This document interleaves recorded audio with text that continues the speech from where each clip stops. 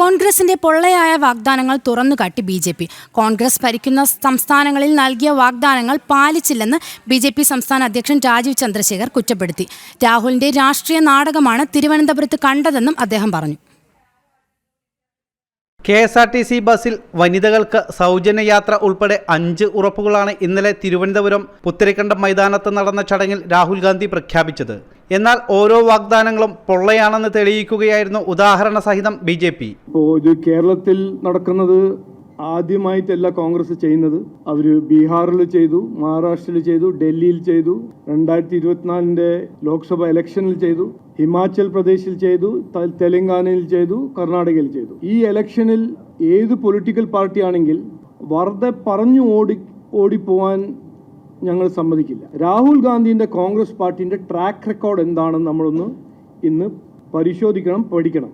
രാഹുൽ ഗാന്ധിൻ്റെ കോൺഗ്രസ് ഭരിക്കുന്ന തെലങ്കാനയിൽ ഇന്ന് എന്താണ് സ്ഥിതി? തെലങ്കാനയുടെ മുഖ്യമന്ത്രി പറയുന്നു, ശമ്പളം കൊടുക്കാൻ കാശില്ല, കടം വാങ്ങിച്ചിട്ട് മാത്രമേ ഞങ്ങൾക്ക് ശമ്പളം കൊടുക്കാൻ പറ്റുന്നുള്ളൂ. തെലങ്കാന സർക്കാർ ഫാം ലോൺ വേവർ പ്രഖ്യാപിക്കുന്നു, പക്ഷെ അവിടുത്തെ കർഷകർക്കൊന്നും കാശ് കിട്ടുന്നില്ല. കോൺഗ്രസ് ഭരിക്കുന്ന ഹിമാചൽ പ്രദേശിൽ സർക്കാർ ജീവനക്കാരുടെ ശമ്പളം 2-3 മാസം ഡിലേ, പെൻഷൻ 6-7-8 മാസം കഴിഞ്ഞിട്ടാണ് കിട്ടുന്നത്. പല സംസ്ഥാനങ്ങളിലും ഇത്തരത്തിൽ കോൺഗ്രസ് വാഗ്ദാനങ്ങൾ നൽകി അധികാരത്തിലെത്തി. എന്നാൽ അധികാരത്തിലെത്തിയ ശേഷം സ്ഥിതി മറിച്ചായിരുന്നു. കോൺഗ്രസ് ഭരണം പിടിക്കുന്നത് ജനങ്ങൾക്ക് വേണ്ടി അല്ലെന്നും അഴിമതിക്കാണെന്നും രാജീവ് ചന്ദ്രശേഖർ പറഞ്ഞു.